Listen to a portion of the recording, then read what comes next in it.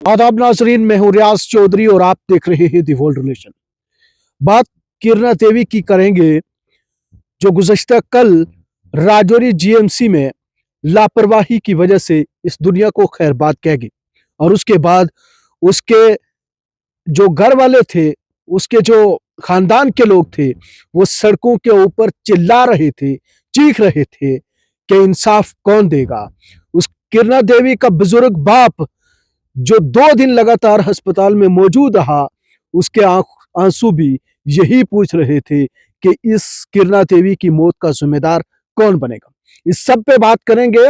अक्सर बातचीत करने वाले, अवाम के बीच अवामी मुद्दे जो है वो उठाने वाले एडवोकेट जुल्करनैन चौधरी, जो किसी तारीफ के मोहताज नहीं है, उनसे ही जानेंगे कि आखिरकार पीर पंचाल के साथ कश्मीर हो या जम्मू हो, इस इलाके के साथ सौतेली माँ जैसा सलूक जो है वो क्यों किया जाता है।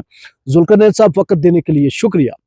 किरणा देवी का आपने मामला तो सुना, लेकिन क्या कहेंगे उस बुजुर्ग बाप के आंसू जो बह रहे थे, वो बहन जो खुद रो रो के खुद बीमार हो चुकी और मेडिकल उसके हाथ में भी लगा हुआ था।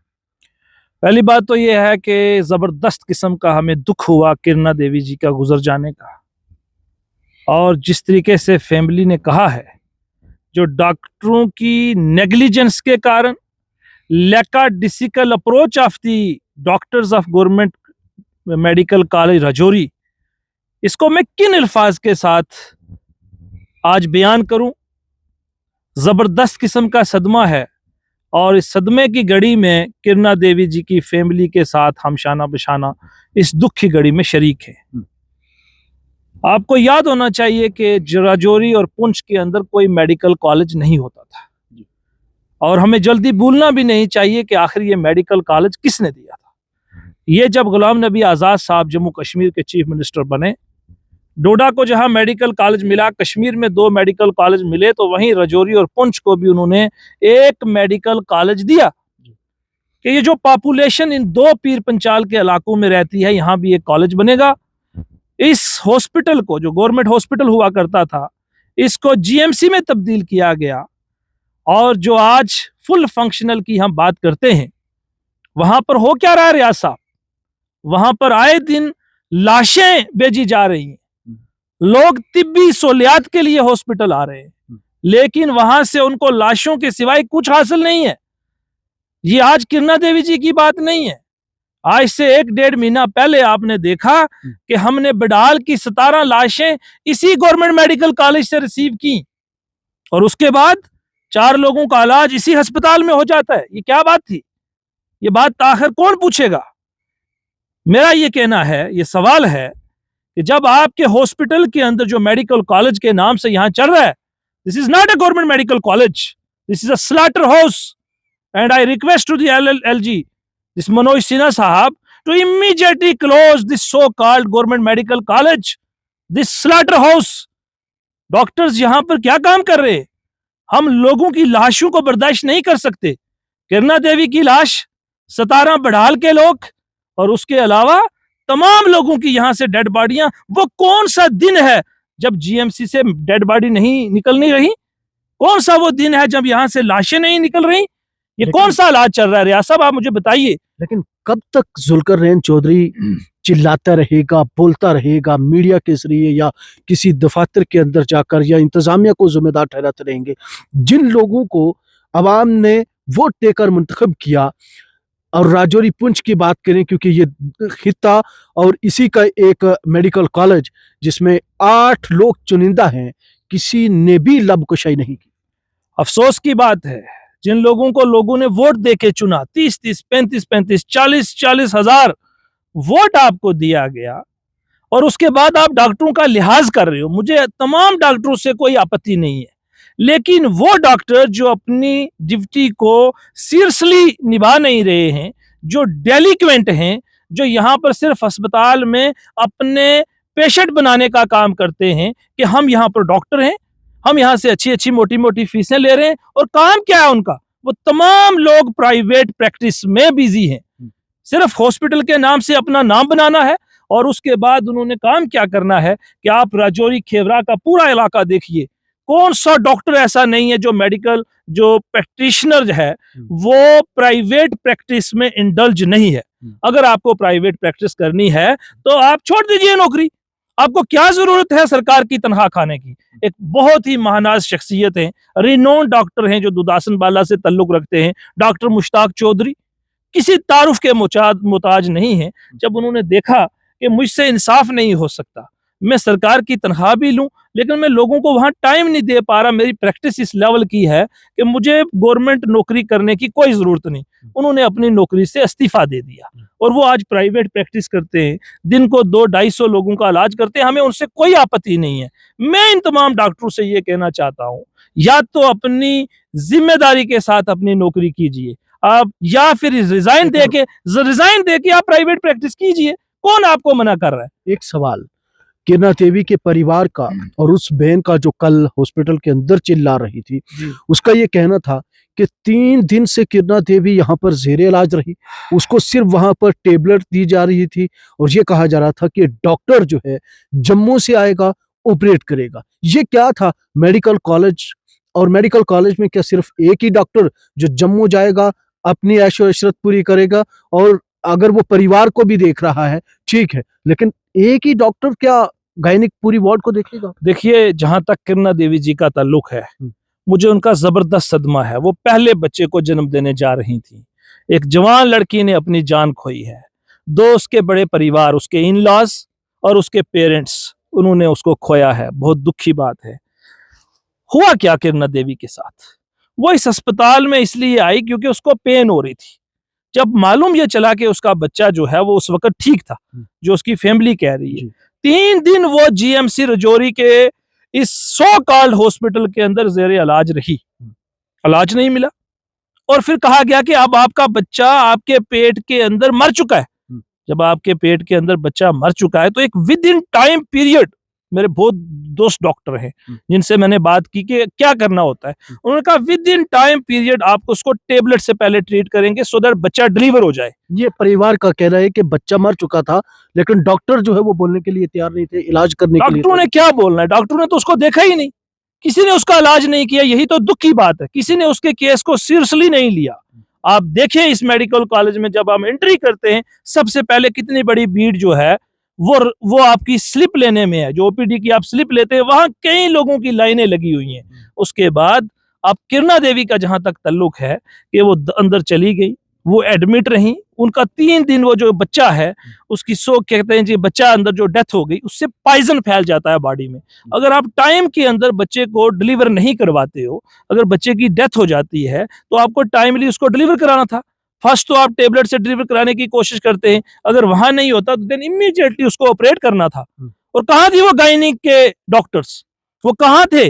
वो क्यों नहीं मौजूद थे? और क्या कहा जा रहा है, उसकी फैमिली क्या कहती है? कहा जी इसको तांत्रिक को दिखाओ, किसी तांत्रिक के पास ले जाओ, वो इसको देखे, क्योंकि ये कोई इलाज वाला काम नहीं है। जलपीर है, जलपीर पड़े हुए। वो एक प्रेग्नेंट लेडी जिसके पेट में बच्चा है, जिसके लवाकिन उसके इलाज के लिए यहाँ तरस रहे हैं, आपने उस बच्ची को खत्म कर दिया।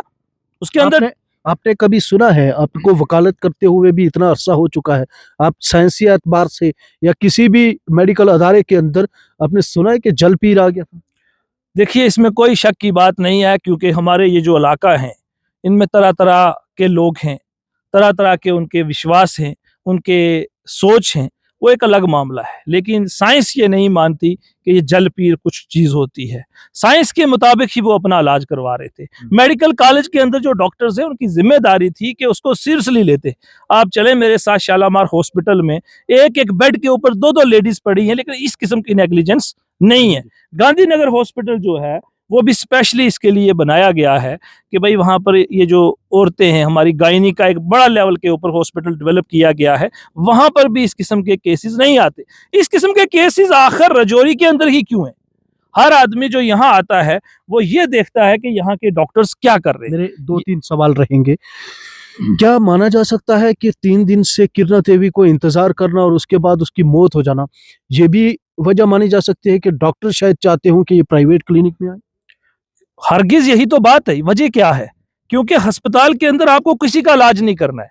आप एक एक डिलीवरी के लिए 30-30, 40-40 हजार रुपया क्लेम कर रहे हैं, 50-50 हजार रुपया, जम्मू में तो 1-1 लाख रुपए की जैसा जैसा हॉस्पिटल है, वहां पर तो लाख-लाख 1.5-1.5 लाख रुपए एक बच्चे को डिलीवर कराने का लिया जा रहा है। कोई शक की बात नहीं है, ये सारी दुनिया जानती है। लेकिन एक गरीब आदमी क्या करेगा? ये सरकारी अस्पताल आखिर बनाए क्यों गए? सोच क्या थी, मंशा क्या थी सरकार की? सरकारी अस्पताल इसलिए बनाए गए कि जो लोग अफोर्ड नहीं कर पाते, जिनके पास पैसा नहीं है, वो लोग इस सरकारी अस्पताल में जाएंगे। सरकार तनख्वाह दे रही है कि डॉक्टर को 2-2 लाख रुपया, 2.5-2.5 लाख रुपया हमारे डॉक्टर तनख्वाह ले रहे हैं, लेकिन सर्विसेज नहीं मिल रही। कल भी परिवार सड़कों के ऊपर चिल्ला रहा था, हॉस्पिटल में चिल्ला रहा था। बात सिर्फ यही की जा रही थी कि इंसाफ दिया जाए। इससे कबल भी हमने देखा है कि हॉस्पिटल मैनेजमेंट की जानिब से छोटे आर्जी मुलाजमीन को कलम का निशाना जो है वो बनाया जाता है, और जो लोग इसके जिम्मेदार हैं वो बच जाते हैं। क्या इस बार भी यही होगा? अभी तक कोई हुक्म भी जारी नहीं हुआ है। बड़े दुख की बात यही है कि कल लगभग 2-2.5 घंटे इस पूरे रोड को क्लोज किया गया। उसकी फैमिली वाले एहतजाज कर रहे थे कि हमें इंसाफ दिया जाए। जिस डॉक्टर के कारण, मैं तमाम डॉक्टरों को ब्लेम नहीं कर रहा रियाज साहब, लेकिन वो डॉक्टर जो गायनी के इस पीरियड के अंदर, इन 3 दिन के अंदर जो इस पेशेंट को देख रहे थे, जो वार्ड के अंदर चक्कर लगा रहे थे, जिनकी ड्यूटी बनती थी कि टाइमली उसको बच्चा डिलीवर करवाते, ऑपरेट करते, माँ की जान बचाई जाती, ऐसा नहीं हुआ। उन डॉक्टर्स के खिलाफ यहाँ की एडमिनिस्ट्रेशन ने, यहाँ की गवर्नमेंट ने क्या डिसीजन लिया? क्या आपको इस डॉक्टर को सस्पेंड नहीं करना चाहिए था? आपको पेंडिंग इंक्वायरी इसको इमीडिएटली इन डॉक्टर्स को सस्पेंड किया जाता। लोगों का विश्वास तो बने, लोगों का विश्वास तो इंसाफ पे बने, रूल ऑफ लॉ के ऊपर लोगों का विश्वास तो बने कि यार अगर हमारे साथ नाइंसाफी हुई, आपने आश्वासन दिए कि हम कार्रवाई करेंगे, मगर कार्रवाई नहीं होती। रियाज साहब, आखिरी सवाल रहेगा अब सरकार के मुतल्लिक, जहां हमने देखा है कि मुंतखब सरकार की वजीर सेहत सकीना इतू पिछले कई अरसे से कश्मीर के अंदर जगह जगह अस्पताल का दौरा कर रही हैं, मायना कर रही हैं, वहां पर अमले की भी जो है वो बातचीत हो रही है। लेकिन इस दौरान एक मुकम्मल तौर पर, तहरीरी तौर पर या एडमिनिस्ट्रेशन के साथ कोई भी इस तरह की मीटिंग जो है वो अब तक राजौरी में नहीं आई है। मैं साथ ही में जोड़ना चाहूँगा कि जब बड़हाल का सानहा जो पुरअसरार अमवात का मामला सामने आया, और इस दौरान सरकार की जानिब से ये कहा गया कि डिप्टी सीएम सुरिंदर चौधरी, उनके हमरा सकीना इतू, और वहीं पे नासिर असलम वानी जो सीएम के वहां पर मशीर हैं, वो जो है वो दौरा कर रहे थे। लेकिन जहाज ना आने की वजह से सकीना इतू बड़हाल में भी नहीं आई, और उससे कबल जब वो राजौरी में पहुंच कोटरंका में गई, उन्होंने कोटरंका के अस्पताल में भी जाने से गवारा किया, वहां पर भी वो नहीं गई। तो माने जा सकता है कि सरकार की भी कहीं ना कहीं नेग्लिजेंस है, और जिसकी वजह से लोगों की मौत हो रही है। मुझे समझ नहीं आता कि इतने देर के बाद, 10 साल के बाद आपको इक्तदार मिला है, लोगों ने वोट दे के आपको पूरी पावर अक्सरियत के साथ जिताया, आपने सरकार भी बनाई, उसके बाद क्या काम किया जा रहा है? आपको बीइंग अ वुमेन रिप्रेजेंटेटिव समझते हुए आपको हेल्थ मिनिस्टर बनाया गया, लेकिन हेल्थ मिनिस्टर साहिबा क्या है कर रही हैं, कहां पर मसरूफ है, किसी को मालूम नहीं है। चुनिंदा उन्होंने अपनी चॉइस बनाई हुई है कि किस किस एरिया को उन्होंने डील करना है, फोकस्ड रहना है।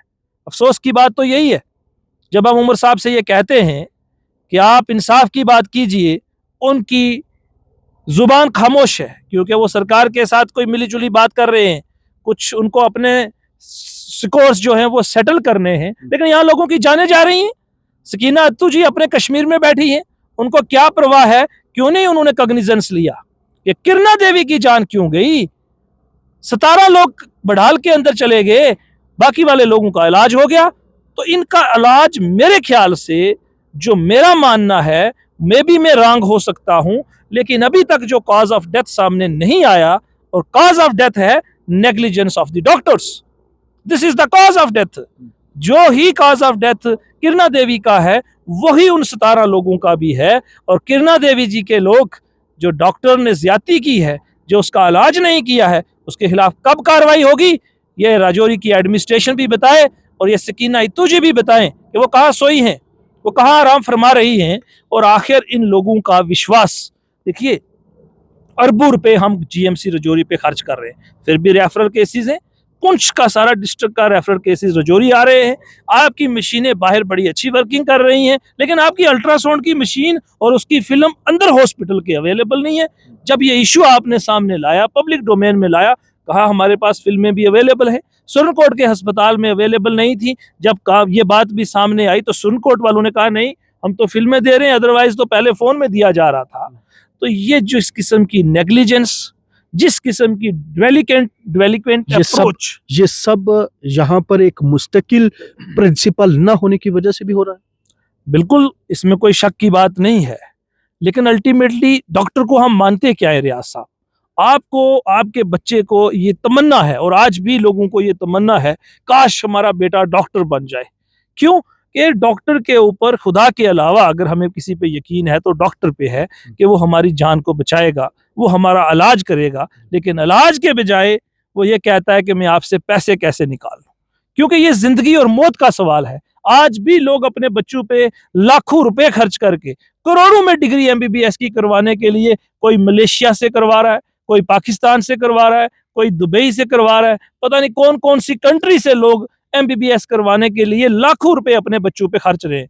अगर आपका मन नहीं है, ये मैं आज क्लियर कट राजौरी और पुंछ के अंदर बैठे हुए डॉक्टर से और जितने डॉक्टर लोग गवर्नमेंट सरकारी मुलाजिम हैं उनसे ये कहना चाहता हूँ, मुद्दबाना गुजारिश करना चाहता हूँ कि अगर आपका इस 2-2.5 लाख सैलरी से आपका पेट नहीं भरता और आपकी प्रैक्टिस इतनी अच्छी है, आप इतने काबिल तरीन है, हमें बहुत खुशी है, आप रिजाइन कीजिए, आप अपनी प्राइवेट प्रैक्टिस कीजिए, कोई आपको रोकने के लिए तैयार नहीं है। लेकिन ये सरकारी अस्पताल गरीब गुरबा लोगों के लिए बनाए हैं, जिसको सरकार पैसा दे रही है, और यहाँ पर हमें सर्विसेज चाहिए। अभी आपने देखा कश्मीर में 2 डॉक्टरों को सस्पेंड किया गया पेंडिंग इंक्वायरी, उनकी भी नेग्लिजेंस थी। आपको पता है कि वो जो साज का लड़का हमारा फौजी था, अब्दुल आहद शायद क्या नाम था उसका केस भी हमने सामने लाया कि उससे, लेकिन वो इंक्वायरी भी आज भी कागजों में, आज भी वो कागजों में इंक्वायरी पता नहीं चली। 3 डीसी यहाँ रजौरी चेंज हो गए। हमारे एमएलए साहब, सबकी मुझे बड़ी इज्जत है, मेरे बहुत ही खास हैं, लेकिन वो बात नहीं करते क्योंकि उन्होंने जिसके लिए फोन करके इलाज करवाना है वो सिलेक्टेड लोग हैं, लेकिन आम बंदे की बात किसने करनी है? किरणा देवी गरीब की बात किसने करनी है? ये किरणा देवी की बात नहीं है, पब्लिक एट लार्ज में बात करना चाहता हूं। इस स्लॉटर हाउस जो सो कॉल्ड जीएमसी है, इसको या तो बंद कीजिए या इसको फुल्ली फंक्शनल कीजिए। हमारे डॉक्टरों की दौड़ क्या लगी हुई है रियाज साहब, ये आवाम को पता होना चाहिए। कार्रवाई किस तरह की होनी चाहिए, मैं आखिर में जानना चाहूंगा, कार्रवाई किस तरह की होनी चाहिए ताकि कोई और किरणा देवी अब जो है वो इस हॉस्पिटल में जो है वो जिंदगी की जंग हार ना जाए। देखिए, अकाउंटेबिलिटी एंड रिस्पॉन्सिबिलिटी फिक्स करनी चाहिए। मैं नसीम लियाकत साहब से भी गुजारिश करूंगा, क्योंकि वो हमारे अभी डिस्ट्रिक्ट के चेयरमैन हैं। यहाँ के डिप्टी कमिश्नर साहब से भी गुजारिश करूंगा, यहाँ के रजौरी के मेन एमएलए मेरे बड़े भाई इफ्तिखार साहब हैं, उनसे गुजारिश करूंगा, क्योंकि वो शहर रजौरी सिटी के एमएलए हैं। हर दिन ये लोग अपना कैलेंडर फिक्स करें, एक दिन नसीम लियाकत साहब विजिट करें, एक दिन इफ्तिखार साहब विजिट करें, और एक दिन इफ्तिखार अपने हमारे डिप्टी कमिश्नर साहब विजिट करें, और आम वार्ड के अंदर जाके देखें और टाइम फिक्स करें, किस किस टाइम के अंदर जो ड्यूटीज का रोस्टर है उसको भी चेक करें, डॉक्टर्स किस तरीके से पेशेंट्स को चेक कर रहे हैं, पेशेंट से डायरेक्ट बात करें ना। क्या दिक्कत है? आपको स्मेल आती है हॉस्पिटल जाने से, कि हमें स्मेल आती है, हम हॉस्पिटल में जाते हैं इसलिए हम ज्यादा रोड नहीं लगाएंगे।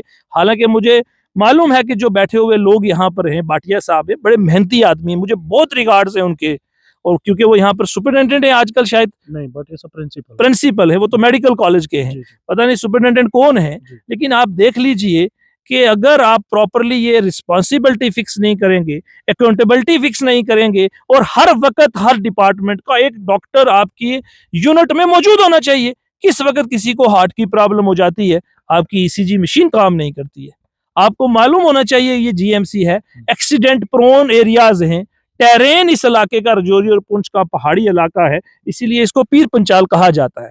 तो उस वक्त हम संभाल नहीं पाते। तो मेरी ये गुजारिश है कि या तो ये डॉक्टर्स ईमानदारी के साथ लोगों का इलाज करें, अपना जो टाइम पीरियड है कम से कम उसमें अवेलेबल रहें, और आप पेशेंट्स को इतना लाइटली ना लें कि किरणा देवी ने जिस तरह जान खोई है, इसी तरह हर दिन लोग अपनी जान खो रहे हैं, इसको हम हरगिज बर्दाश्त नहीं कर सकते।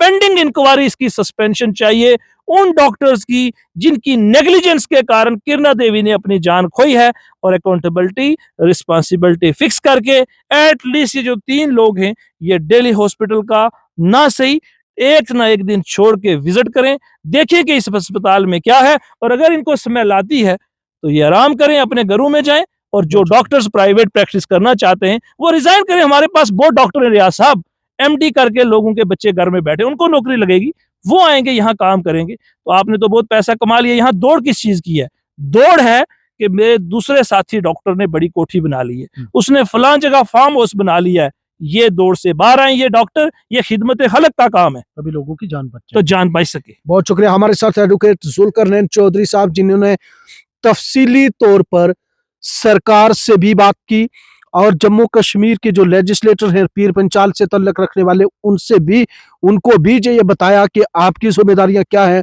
वहीं साथ ही में राजौरी के खास तौर पर जो एमएलए इफ्तिखार अहमद के साथ साथ डिप्टी कमिश्नर व चेयरमैन डीडीसी चेयरमैन जो है चौधरी नसीम लियाकत, उनको भी ये कहा कि आपकी भी जिम्मेदारियां हैं, क्योंकि अवाम ने चुनकर आपको भेजा हुआ है और आपकी जिम्मेदारियां हैं कि हम इस हॉस्पिटल को जो है सुधारें, इसमें नई तरमीम जो है वो लाएं ताकि लोगों की जानें बच सकें। लेकिन सवाल यह है कि किरणा देवी के बाद अब किसकी जान जाएगी? क्या डॉक्टर अपनी जिम्मेदारी को समझेंगे या फिर वो अपने पेशे के तौर पर काम करते रहेंगे और लोगों की जानें ऐसे ही जाती रहेंगी? साथ ही में क्या वजीर सेहत सकीना इतू कश्मीर से अगर फुर्सत मिले तो वो पीर पंचाल का दौरा करके इन जानों का हिसाब लेगी जो बेगुनाह लोग, गरीब लोगों की आए दिन जीएमसी राजौरी में जाने जा रही हैं?